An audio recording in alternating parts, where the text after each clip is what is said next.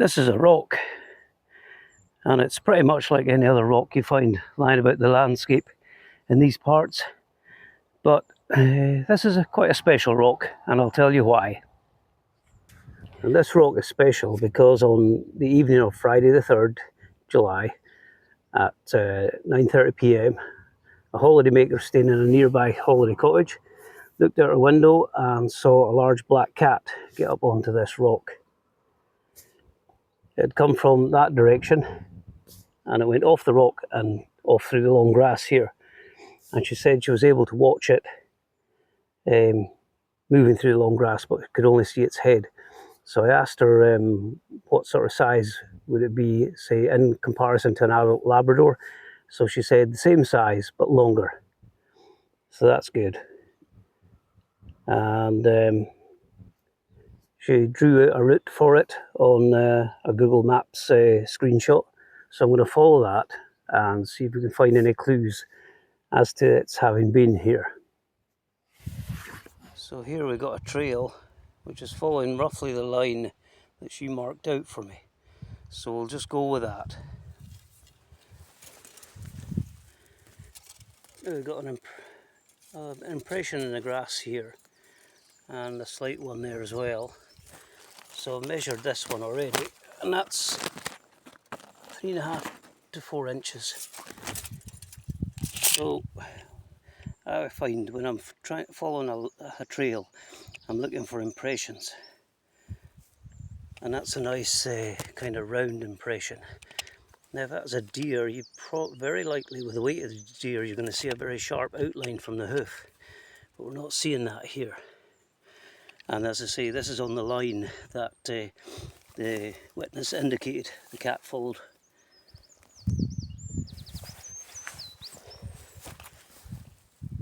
So you can see there as well another sort of, it's a possible impression, but this looks a bit better, flattened there nicely. Right, we'll carry on. Now from the way she marked her drawing, it seems to have gone around a bit here in the long grass and then away again.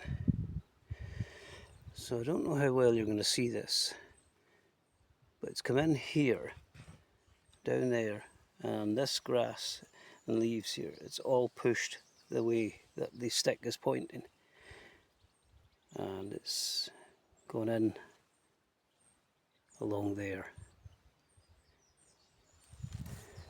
So that was a pretty short investigation, but the screenshot the witness had given me, marking where she'd seen the cat walking, and the stone it standing on matched perfectly with what I was finding, and especially in the latter part of her sighting, the trail through the longer grass which led down to a specific spot next to a building. Could see it quite clear, and there were some good impressions in the long grass as well, that kind of thing I've seen before at other locations.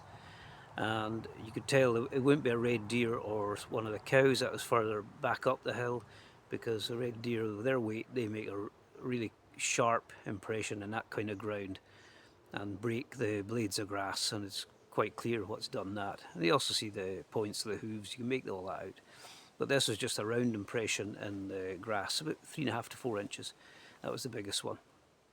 So that was it for that one. But then I was trying to find somewhere to have lunch, and we change arms here. And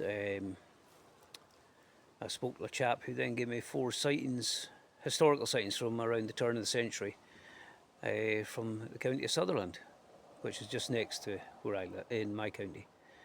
And 3 of those were black leopard, and 1 was a puma.